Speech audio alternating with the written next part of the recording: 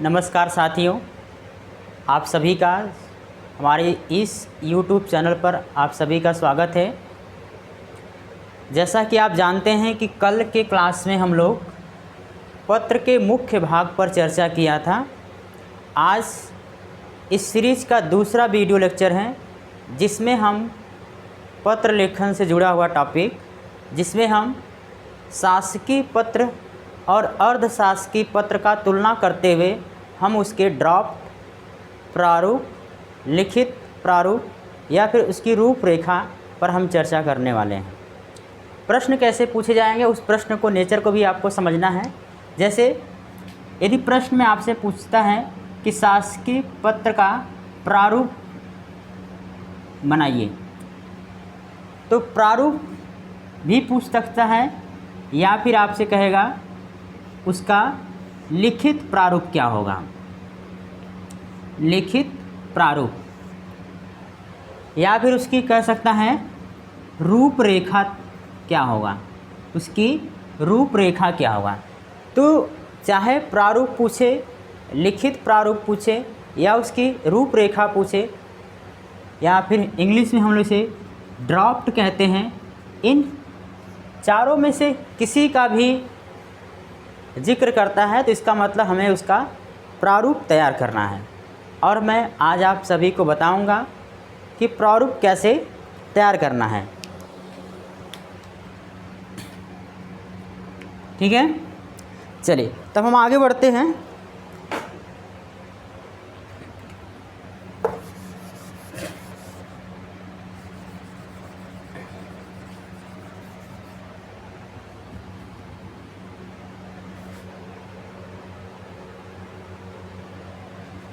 देखिए, तो हम इसको दो हिस्सों में बांट लेते हैं। एक हिस्से में हम शासकीय पत्र के जिक्र करेंगे, शासकीय पत्र के बारे में, शासकीय पत्र, और दूसरी तरफ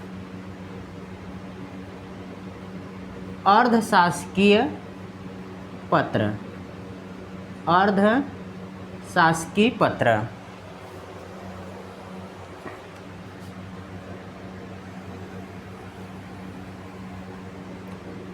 अब मान लीजिए ये आपको कॉपी दिया हुआ है और इस कॉपी का ये पेज है, ठीक है, दोनों तरफ, और दोनों पेज के इतने हिस्से को हम छोड़ देते हैं, यानी यहाँ पर एक लाइन खींची होती है दोनों तरफ से। हम इसे मान लेते हैं कि ये लाइन खींची हुई है दोनों तरफ। इस हिस्से में हमें कुछ लिखना नहीं है, थोड़ा और छोटा कर लेते हैं इसे, ठीक है। और उसी प्रकार हम इसको भी कर लेते हैं।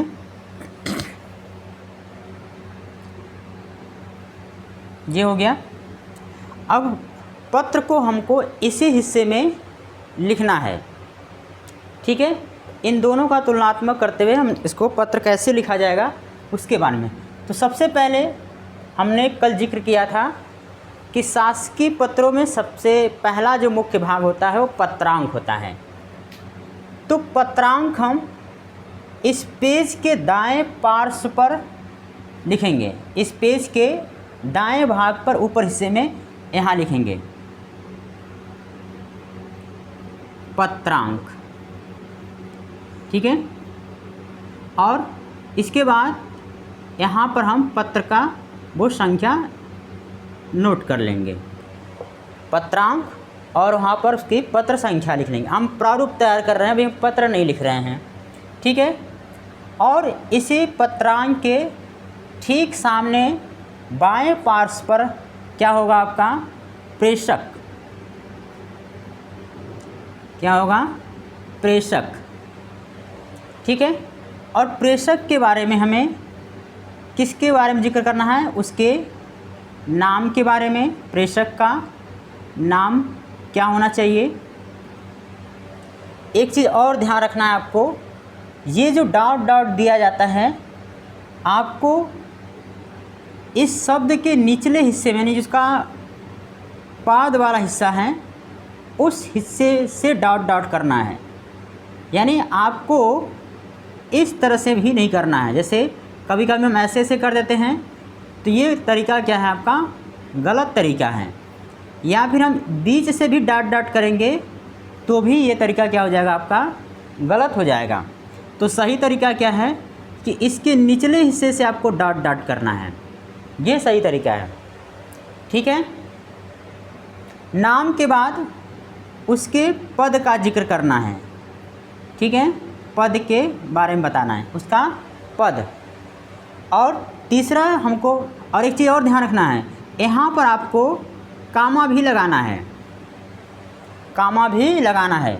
और उसके बाद आपको शासकीय पता, शासकीय पता।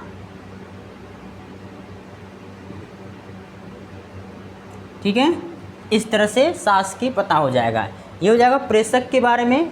यानी प्रेषक के बारे में हमें 3 जानकारी देनी है, नाम, पद और शासकीय पता के बारे में। अब जस्ट इसके ठीक नीचे हमें ध्यान रखना है, ये जो प्रेषक है इसके जस्ट नीचे यहाँ पर हम लिखेंगे सेवा में, सेवा में। और सेवा में हमें प्रेषित के बारे में जानकारी देनी है। और प्रेषित में हमें केवल पद और शासकीय पता के बारे में जानकारी देनी है। किसके बारे में, पद एवं शासकीय पता। यहाँ पर हमें नाम नहीं लिखना है, तो हम यहाँ पर लिख देते हैं पद, यानी यहाँ पर हो जाएगा प्रेषित का पद और उस प्रेषित का शासकीय पता, शासकीय पता। ठीक है।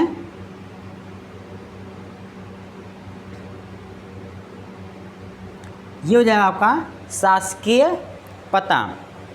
ठीक है। अब उसके बाद अब हमें क्या करना है, एक भाग होता है अनुभाग, यानी विभाग को जब हम छोटे छोटे हिस्सों में बांट लेते हैं तो उसे बोलते हैं अनुभाग। कभी अनुभाग लिखना हो तो आप अनुभाग को कहाँ लिखेंगे, इस यानी इस जो इस रेखा खींची गई है इसके बाहरी हिस्से में आपको लिखना है क्या, अनुभाग, अनुभाग। और अनुभाग लिखने के बाद यहाँ पर आप उसका नंबर डाल सकते हैं, अनुभाग संख्या 1। और ठीक इसी के सामने हमें लिखना है दिनांक एवं स्थान। क्या लिखना है, दिनांक, दिनांक एवं, कल मैंने आपको बताया था दिनांक कैसे लिखना है, तो अभी हम प्रारूप तैयार कर रहे हैं। तो इस तरह लिखेंगे दिनांक और फिर इसके बाद स्थान, दिनांक एवं स्थान। ठीक है। अब उसके बाद इसका अगला भाग होता है, पहले तो पहला भाग हो गया पत्रांक, दूसरा भाग हो गया प्रेषक, तीसरा भाग हो गया प्रेषित के बारे में, चौथा हो गया आपका दिनांक एवं स्थान। अब पांचवा भाग विषय। तो विषय हम कहाँ से लिखना शुरू करेंगे, यहाँ से, विषय। ठीक है। अब विषय यहाँ पर हम लिखेंगे इस पंक्ति में। ठीक है। और एक चीज़ ध्यान रखना है, जैसे ही जे वाली आपका पंक्ति ख़त्म होगी उसके बाद ये यहाँ से आपको नहीं लिखना है, इस हिस्से में नहीं लिखना है, बल्कि आपको यहाँ से बनाना है। ठीक है, इस हिस्से से बनाना शुरू करना है। अब विषय में जिसके बारे में आपको लिखना है उसके बारे में हम संक्षिप्त जानकारी देते हैं। तो अंत में ऐसे शब्दों का प्रयोग करते हैं के संदर्भ, के संदर्भ में, के संदर्भ में, या फिर के परिप्रेक्ष्य में, उसके बारे में जिक्र करते हुए के संदर्भ में पत्र। उसके बाद विषय हो गया। विषय के बाद हमें लिखना है उसका जो मेन बॉडी होता है जिसे हम मुख्य विषय, और उससे पहले संबोधन का जिक्र करना है। संबोधन हम कहाँ लिखेंगे, इस विषय के नीचे हिस्से में लिखेंगे, और शासकीय पता है तो शासकीय पता में हम लिखेंगे महोदय, और यहाँ पर हम लेंगे कामा, महोदय। और उसके बाद ये वाली लाइन छोड़ देंगे, ये वाली छोड़ के यहाँ से लिखना शुरू करेंगे, यहाँ से लिखना शुरू करेंगे। यानी उपर्युक्त विषय के संदर्भ में मुझे यह कहने का, अब ध्यान रखना है, पहली जब पंक्ति शुरू करते हैं तो यहाँ पर हम एक नंबर का जिक्र नहीं करते हैं, एक नंबर का जिक्र नहीं करते हैं, तो इसको हम यहाँ पर नंबर नहीं डालेंगे। कहने का निर्देश हुआ है, तो अब यहाँ से नहीं, बल्कि हम जब ये पंक्ति ख़त्म होगी तो हम यहाँ से लिखना शुरू नहीं करेंगे, बल्कि यहाँ से लिखेंगे कहने का निर्देश। ये निर्देश ही होगा, निर्देश नहीं होगा, ध्यान रखिएगा। और निर्देश का आशय होता है आदेश से। निर्देश ये आपका शासकीय पता का भाषा है, निर्देश हुआ है। उपर्युक्त विषय के संदर्भ में मुझे यह कहने का निर्देश हुआ है कि, अब इस तरह आप डॉट कर देंगे, ठीक है। और अगली जब पंक्ति शुरू करनी है तो हमें यहाँ ही से शुरू करना है, यहाँ से नहीं। इस चीज़ को जो छोटी छोटी बातें हैं इन पर आपको विशेष ध्यान देना है, और इसे बिंदु बिंदु ही बनाने की कोशिश करना है आपको। जैसे मान लीजिए पंक्ति यहाँ ख़त्म हो गई, अब दूसरी पैराग्राफ शुरू करना है, तो जब दूसरा पैराग्राफ शुरू करेंगे तो हम 2 नंबर, यहाँ तो 1 नंबर डालेंगे नहीं, पहली बात। दूसरी बात, जब हम दूसरा नंबर डालेंगे तो हम यहाँ से दूसरा नंबर डालेंगे। दूसरी पंक्ति हमारी यहाँ से शुरू होगी, यहाँ 2 नंबर, यहाँ पर आप 2 नंबर नहीं डालेंगे, ठीक है।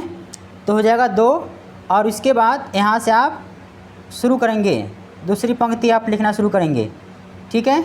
और जैसे ही मान लीजिए ये आपका पंक्ति समाप्त होता है यहाँ पर, तो तीसरी पंक्ति आप जब लिखेंगे तो तीसरी आप यहाँ से शुरू करेंगे, ठीक है। यहाँ से शुरू करेंगे तीसरी पंक्ति, और पंक्ति के अंत में आप ये जिक्र कर सकते हैं कि तत्काल प्रभाव से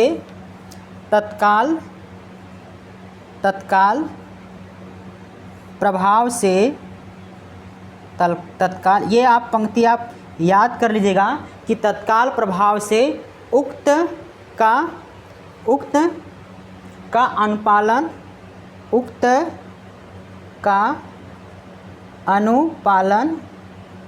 अनुपालन सुनिश्चित करें। अब ये यहाँ शुरू करेंगे, सुनिश्चित करें, ठीक है। ये आपका यहाँ से ये समाप्त होता है। इसके बाद ये हो गया इसका मुख्य मेन बॉडी हो गया। अगला जो हमारा है इसका समापन। अब समापन करते समय हमें क्या ध्यान रखना है कि शासकीय पत्र में हम किसी प्रकार का आदर सूचक शब्द का प्रयोग नहीं करते हैं। तो यहाँ पर हम आदर सूचक जैसे आदर, ससम्मान या फिर सम्मान सहित जैसे शब्दों का प्रयोग इसमें हम शासकीय पत्र में हमको नहीं करना है। तो ये चीज़ आपका यहाँ पर नहीं होगा। तो फिर समापन में हम समापन शासकीय पत्र में क्या करेंगे, तो इसी जहाँ ये पंक्ति समाप्त होगी उसके ठीक नीचे वाली पंक्ति में यहाँ पर हम लिखेंगे भवदीय। क्या लिखेंगे? भवदीय। और भवदीय ध्यान रखना है, एक होता है भवनिष्ठ। तो भवनिष्ठ का प्रयोग हम अर्धशासकीय पत्र में प्रयोग करेंगे, जबकि शासकीय पत्र में हम भवदीय शब्द का प्रयोग करेंगे। और भवदीय के बाद इसके ठीक नीचे हमको क्या लिखना है, इसके ठीक नीचे लिखना है हस्ताक्षर। यहाँ पर हस्ताक्षर करना है और ब्रैकेट में हस्ताक्षर किए हुए व्यक्ति का नाम लिखना है। ठीक है, अ ब स कुछ भी नाम लिखना है। इसके बाद शासकीय पत्र में उसका पद भी लिखना है, उसका पद भी लिखना है। ठीक है, तो ये हो गया आपका शासकीय पता।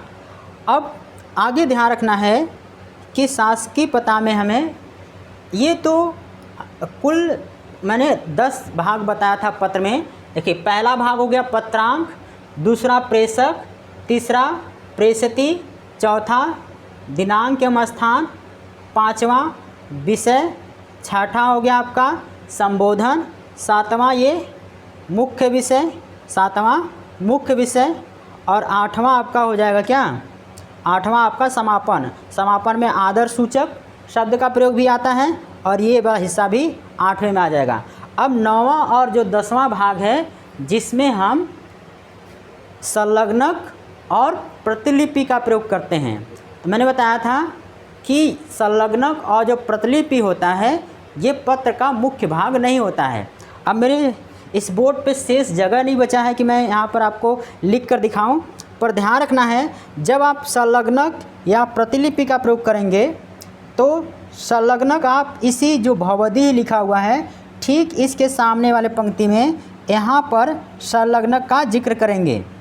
यहाँ पर लिखेंगे संलग्नक, ठीक है, संलग्नक, और कितने संलग्नक लगाया हुआ है, जैसे हमारे 2 संलग्नक लगाया है तो यहाँ पर लिखेंगे 1 नंबर डाल देंगे, 1 नंबर डालेंगे और उस संलग्नक का हम यहाँ पर जिक्र कर देंगे। ठीक है, और दूसरा नंबर जो है उसका जिक्र कर देंगे। तो कुछ इस प्रकार आपको संलग्नक लगाना है।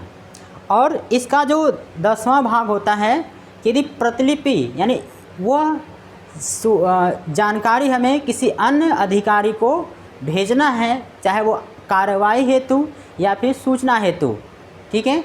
तो अब प्रतिलिपि जब भी हम लिखेंगे तो ये जो हमारा पद छूट रहा पद है, इसके निचले पंक्ति, ये वाला पंक्ति छोड़ के ये वाली जो पद वाली पंक्ति है इस वाले पंक्ति को आपको छोड़ देना है।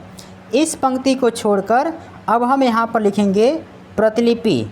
प्रतिलिपि कैसे भेजा जाता है, तो प्रतिलिपि में सबसे पहले हमें क्या लिखना, फॉर्मेट में लिखेंगे निम्न प्रतिलिपि,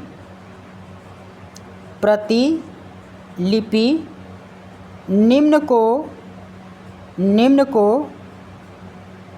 को सूचनार्थ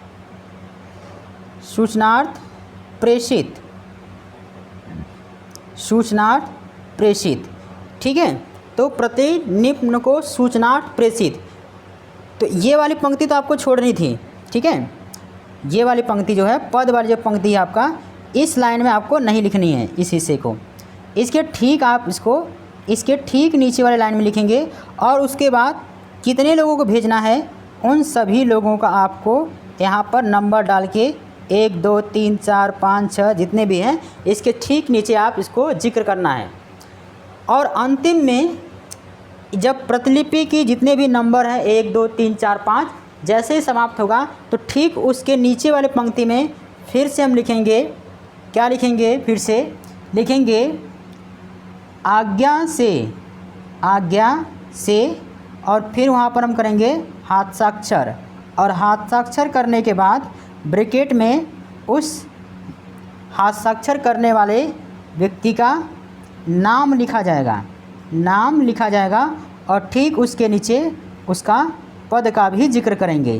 तो ये बातें कहाँ पर लिखनी है, जब ये प्रतिलिपि समाप्त होगी तो ठीक उसके नीचे दाएं पार्श्व पर लिखना है, दाएं पार्श्व पर लिखना है, ठीक है ना। तो इस तरह से आपका ये हो जाएगा शासकीय पत्र का प्रारूप हो गया। यदि आपको किसी भी प्रकार की समस्या या डाउट हो तो आप हमारे इस नंबर पर मैसेज कर सकते हैं 8858695152। इसमें व्हाट्सअप कर देंगे। तो यदि किसी प्रकार का डाउट होगा तो मैं उस डाउट को क्लियर करूंगा, ठीक है। तो ये हो गया आपका शासकीय पत्र। अब हम बात करते हैं अर्धशासकीय पत्र के बारे में। तो अर्धशासकीय और शासकीय पत्र एक दूसरे का तुलना करते हुए हम समझेंगे। तो यहाँ पर देखेंगे अर्धशासकीय पत्र में यहाँ पर एक चिन्ह बना होता है, जो राजकीय चिन्ह होता है, उत्तर प्रदेश का राजकीय चिन्ह होता है, यहाँ पर चिन्ह होता है। ठीक है, तो राजकीय चिन्ह हो गया। और ठीक इस राजकीय चिन्ह के बगल में लिखा रहेगा अर्ध शासकीय पत्र संख्या। तो यहाँ पर अर्धशासकीय पत्र संख्या।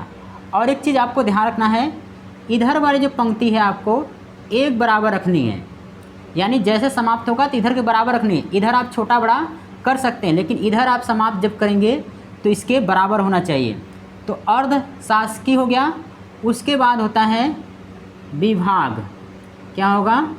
विभाग, ठीक है। और विभाग के बाद अनुभाग, विभाग के बाद अनुभाग। और इसके बाद आपको लिखना है दिनांक एवं स्थान, दिनांक एवं स्थान, ठीक है। तो ये अर्धशासकीय। देखिए अब इन दोनों में अंतर समझिए कि शासकीय और अर्धशासकीय पत्र में क्या अंतर है। ये पत्रांक है, वहाँ पर अर्धशासकीय पत्र संख्या है, विभाग, अनुभाग और दिनांक संख्या। और ठीक अनुभाग और दिनांक के सामने वाले हिस्से में, अनुभाग और दिनांक वाले संख्या में, इसके सामने वाले हिस्से में अब हमें यहाँ पर लिखना है किसके बारे में। अब हम यहाँ पर लिखेंगे प्रेषक के संदर्भ में। प्रेषक के संदर्भ में क्या लिखेंगे?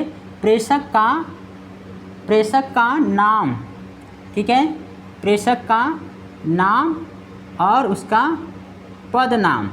प्रेषक का नाम और उसका पद नाम लिखेंगे। नाम, उसका नाम और पद नाम लिखेंगे। यहाँ पर आपको शासकीय पता नहीं लिखना है, नाम और उसका पद नाम। अब देखिए आप दोनों का अंतर समझते हुए चलिएगा। जैसे यहाँ पर हमने प्रेषित के संदर्भ में लिखा, तो प्रेषित यहाँ पर नहीं लिखा जाता है, इसका प्रेषित पत्र के सबसे निचले भाग में लिखा जाता है अर्धशासकीय पत्रों में। तो यहाँ पर तो हो जाएगा आपका नाम और उसका पद हो जाएगा। नाम और पद के बाद अब हम क्या लिखेंगे इसमें? इसका विषय।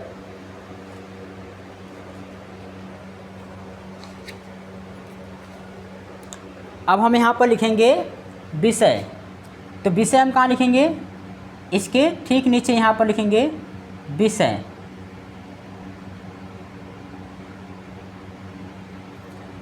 ठीक है।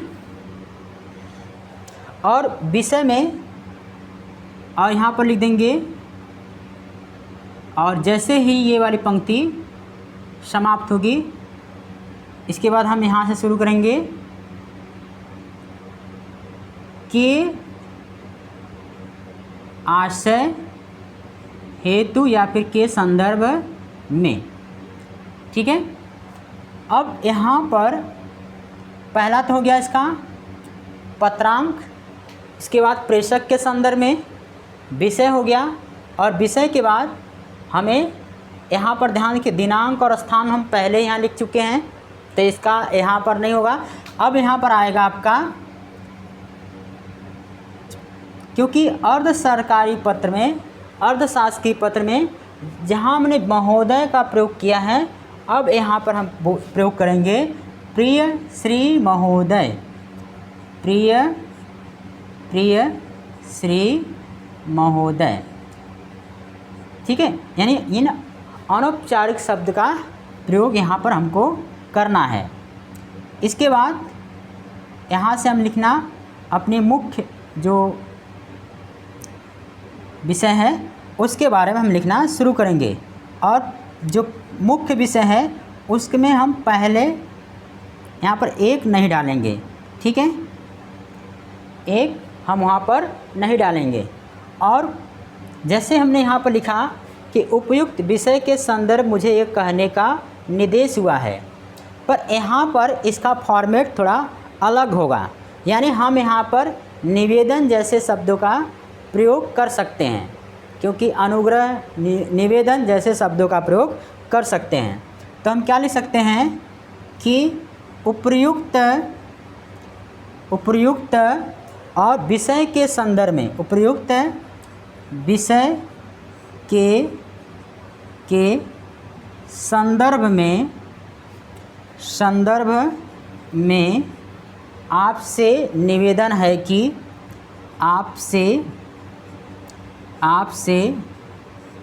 निवेदन है कि, तो यहाँ पर हम ये पंक्ति समाप्त हो जाएगी। आगे फिर ये जैसे ही पंक्ति समाप्त होगी आपकी, ये पंक्ति जैसे ही समाप्त होगा, जैसे मान लीजिए यहाँ पर समाप्त हो गई, तो अब दूसरी लाइन हम दूसरी पैराग्राफ दूसरा जो प्रस्तर है यहाँ से शुरू करेंगे, यहाँ से शुरू करेंगे, न कि यहाँ से। ठीक है, दूसरा जो पैराग्राफ है उसका शुरुआत हम यहाँ से करेंगे। ठीक है, इस तरह से आप फॉर्मेट में लिखेंगे। अब उसके बाद जैसे ही ये मुख्य विषय समाप्त होगा, तो हमने बताया था कि अर्धशासकीय पत्र में आदर सूचक जैसे शब्दों का प्रयोग करते हैं, तो हम यहाँ पर प्रयोग कर लेंगे सादर, सादर या फिर ससम्मान या फिर सम्मान सहित जैसे शब्दों का प्रयोग करेंगे। और इसके बाद हम यहाँ पर लिखेंगे इसके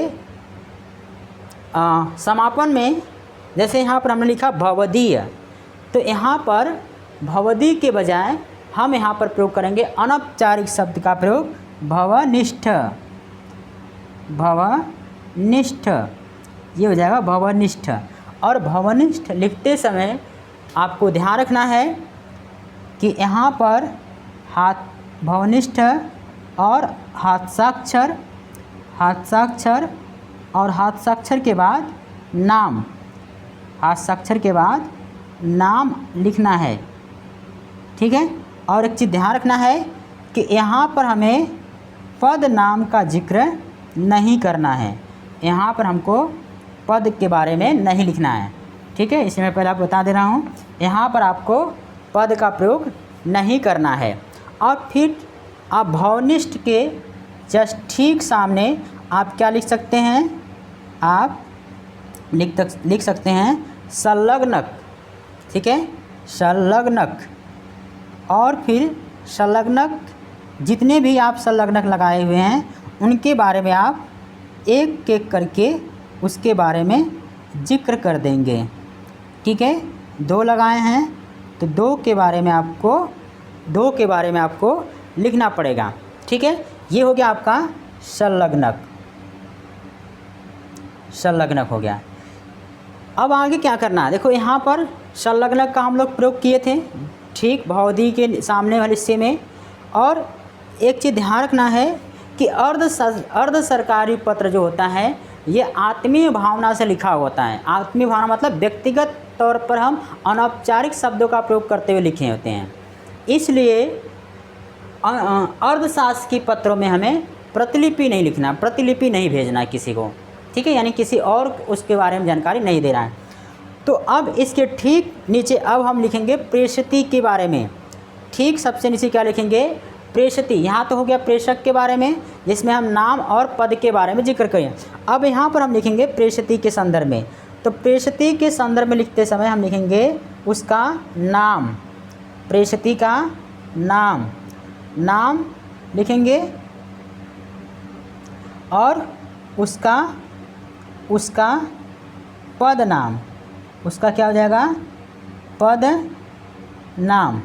और तीसरी पॉइंट हम लिखना है उसके शासकीय पता, शासकीय पता। ठीक है, शासकीय क्या हो जाएगा, पता, उसका शासकीय क्या हो जाएगा, पता, शासकीय पता। अब एक चीज़ ध्यान रखना है कि नाम, पद और शासकीय पता, जो अर्धशासकीय पत्र होता है ये कभी कभी अधिकारी से अधिकारी के अलावा किसी ऐसे व्यक्ति यानी किसी प्राइवेट व्यक्ति को भी यह पत्र लिखा जाता है, तो उस समय उसके बारे में हमें पद का जिक्र वहाँ पर नहीं करना है।